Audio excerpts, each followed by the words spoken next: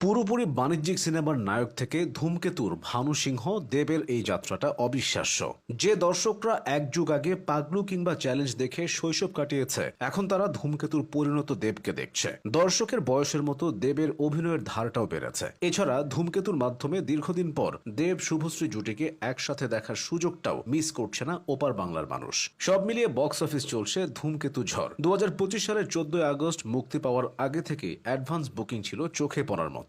মুক্তির প্রথম দিনে আয়ের দিক থেকে 2 কোটির গণ্ডি ছাড়িয়ে বাজিমাত করেছিল ছবিটি। আর দ্বিতীয় দিন অর্থাৎ 15 আগস্ট ছবিটির আয় ছাড়িয়ে যায় 3 কোটির ঘর। ওপার বাংলা ছাড়িয়ে এপার বাংলাতেও ধূমকেতুর আমেজ লেগেছে। বাংলাদেশে ছবিটি মুক্তি দিতে চেয়ে আবেদন করেছেন প্রযোজক রানা সরকার। ধূমকেতুর সফলতার পেছনে রয়েছে দেবের জাদুকরী অভিনয়। প্রচলিত নায়ক থেকে তিনি এখন সত্যিকারের অভিনেতা, কিন্তু তার এই জার্নিটা খুব একটা সহজ ছিল না। সিনেমায় দেবের শুরুটা ছিল একদমই ভুলে যাওয়ার মতো। রচনা বন্দ্যোপাধ্যায়ের বিপরীতে তার প্রথম ছবি অগ্নিশপথ বক্স অফিসে মুখ থুবড়ে পড়ে। এরপর 2007 সালে মুক্তি পায় তার অভিনীত ছবি আই লাভ ইউ। এই ছবি বাংলা ফিল্ম ইন্ডাস্ট্রিতে নতুন ইতিহাস লিখেছিল। আর দ্বিতীয় ছবিতেই বাজিমাত করেছিলেন দেব। তারপর থেকে শুরু হয় একটার পর একটা সুপারহিট বাংলা ছবিতে কাজ। পরাণ যায় জুলিয়ারে, চ্যালেঞ্জ, খোকাবাবু, খোকা 420, সেদিন দেখা হয়েছিল, রংবাজ এবং পাগলুর মতো একাধিক কমার্শিয়াল ছবির হিট নায়ক হয়ে ওঠেন দেব। কিন্তু সময় যত এগিয়েছে অভিনয় জগতে তার পরিচিতিটা ভীষণ একরোখা হয়ে যাচ্ছিল।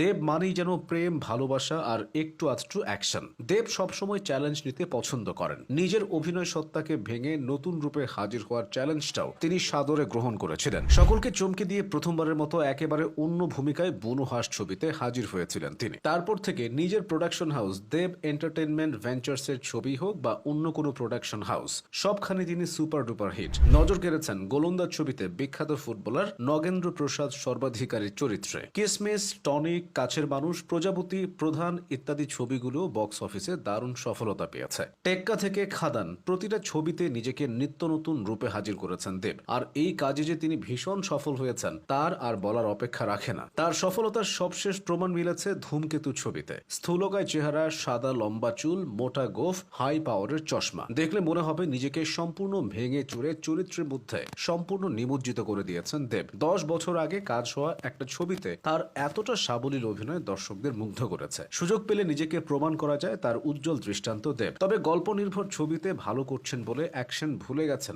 সেটা ভাবার উপায় নেই। 2024 সালের শেষ দিকে মুক্তিপ্রাপ্ত অ্যাকশন নির্ভর বাণিজ্যিক সিনেমা খাদানে অভিনয় করেছেন দেব। মুক্তির প্রথম দিনেই 100টির বেশি শো হাউসফুল হয়ে ইতিহাস গড়েছে সেই ছবি। একটা সময় দেবের বাংলা উচ্চারণের সমস্যা ছিল, কারণ তার ছোটবেলা পুরোটাই কেটেছে মুম্বাই। সেখানেই বড় হয়েছেন তিনি। তার বাবার ক্যাটারিং এর ব্যবসা ছিল। বলিউডে বিভিন্ন প্রোডাকশনের ক্যাটারিং এর দায়িত্বে থাকতেন তার বাবা। সেই সূত্রে স্টুডিও পাড়ায় অনেক ছোট থেকে দেবের যাতায়াত। সেই ছেলেটাই এখন কলকাতার সিনেমার প্রাণ ভোমরা। অভিনেতা, প্রযোজক হওয়ার পাশাপাশি দেব জনপ্রতিনিধি হিসাবেও দায়িত্ব পালন করেছেন অতীতে। 2014 সালে ঘাটাল লোকসভা কেন্দ্র থেকে তৃণমূল কংগ্রেসের টিকিটে নির্বাচনে জয়ী হয়েছিলেন তিনি। এরপর 2019-এর লোকসভা নির্বাচনেও একই কেন্দ্রে বিজয়ী হন দেব। অভিনয়ের পাশাপাশি দেব গানও গেয়েছেন। প্রথমবার খোকা 420 ছবিতে খোকা চালু চিজ গান গেয়েছিলেন তিনি। এরপর চ্যাম্প ছবিতে দেখো দেখো চ্যাম্প গানটি তার গাওয়া। অভিনেতা হলেও দেবের মাঝে সব গুণ আছে। তিনি যেন বাস্তব জীবনের অলরাউন্ডার।